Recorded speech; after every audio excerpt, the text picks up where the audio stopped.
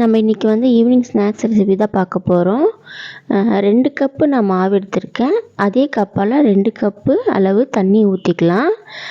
அதுக்கப்புறம் வந்துட்டு சீரகம், அதுக்கப்புறம் எள்ளு, கருப்பு எள்ளு, வெள்ளை எள்ளு எது வேணாலும் சேர்த்திக்குங்க. உங்களுக்கு விருப்பம் இல்லைன்னா ஸ்கிப் பண்ணிக்கோங்க. கருவேப்பிலை வந்து நிழல்லே இல்லை வெயிலில் காஞ்சதும் கருவேப்பிலை இருக்குது இல்லைங்களா, அது வந்து நல்லா பொடிசியாக கையிலேயே ப்ரெஸ் பண்ணாவே நல்லா ஒடிஞ்சிடும். இது மாதிரி போட்டுட்டோம்னா அதுக்கப்புறம் வந்து கிறிஸ்பியாக நல்லா டேஸ்ட்டாக இருக்கும். ரொம்ப ஹெல்த்தியானது கூட தான். பெருங்காயத்தூள் போட்டுக்குங்க. அதுக்கப்புறம் சில்லி பவுடர் உங்களுக்கு காரத்துக்கு ஏற்ற மாதிரி போட்டுக்குங்க. இஞ்சி பூண்டு விழுது அது 1 ஸ்பூன் போட்டுக்குங்க.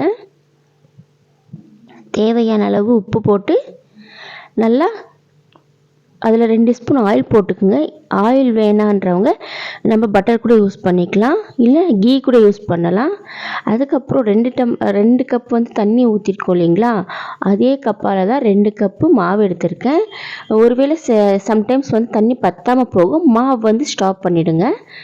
எந்த அளவுக்கு வருதுன்னா பாருங்கள், கரெக்டாக பர்ஃபெக்டாக இருக்கும். ரொம்ப சூடாக இருக்கும்போது கை வச்சு பிசைய வேண்டாம். கொஞ்ச நேரம் அப்படியே ஆற விட்டுடலாம்.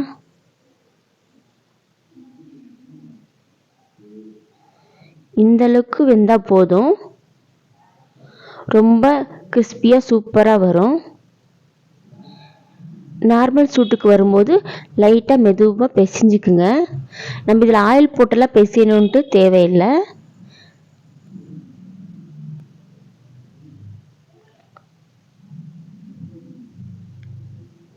உங்களால் முடிஞ்ச அளவுக்கு நல்லா பிசைஞ்சிக்குங்க.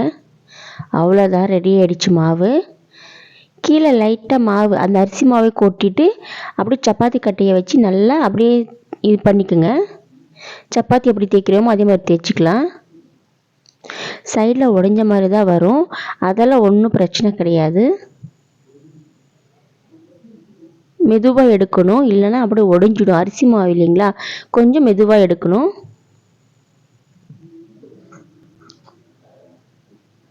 திருப்பி போட்டு நல்லா ஓரளவுக்கு திக்னஸ் வர அளவுக்கு மெலிசாக தைச்சிக்கலாம்.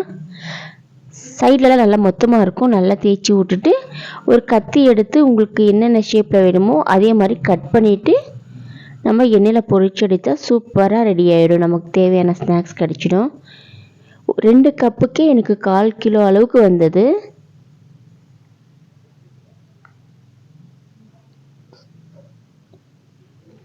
இந்த மாதிரி பீசஸ் போட்டுக்கலாம்.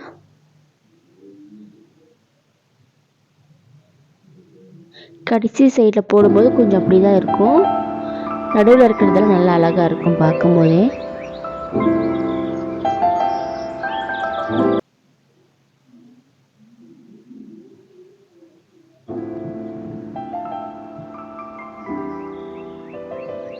சைடில் இருக்கிறது வந்து க்ரிப் இல்லாமல் இருக்கும். நம்ம கட் பண்ணும்போது எழுந்த மாதிரி வரும்.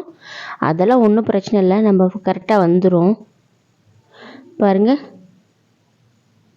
நீங்களும் இதே மாதிரி ட்ரை பண்ணி பாருங்கள் வீட்டில். ஈவினிங் ஸ்நாக்ஸ்க்காக வெறும் அரிசி மாவு வச்சு நம்ம சூப்பராக ஸ்நாக்ஸ் ரெடி பண்ணிடலாம். ஆயிலும் தண்ணி கம்மியாக தான் குடிக்கும். ஏன்னா வந்துட்டு நம்ம வந்துட்டு தண்ணிலேயே வேக வச்சுருக்கோம் அரிசியை. ஸோ அதனால வந்துட்டு நமக்கு எண்ணெய் வந்து அவ்வளோவா இழுக்காது. அந்த ஸ்நாக்ஸ் சாப்பிடும்போதும் நமக்கு ஆயில் ஃபீலும் இருக்காது. பாருங்கள், சூப்பராக ரெடி ஆகிடுச்சு. உடச்சி காட்டுறேன் பாருங்கள், இவ்வளோ கிறிஸ்பியாக வந்திருக்கு. பார்க்கும்போதே தெரியுது பாருங்கள்.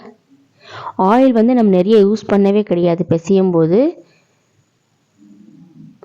1 வீக் வச்சு இந்த ஸ்நாக்ஸ் நம்ம சாப்பிட்லாம்.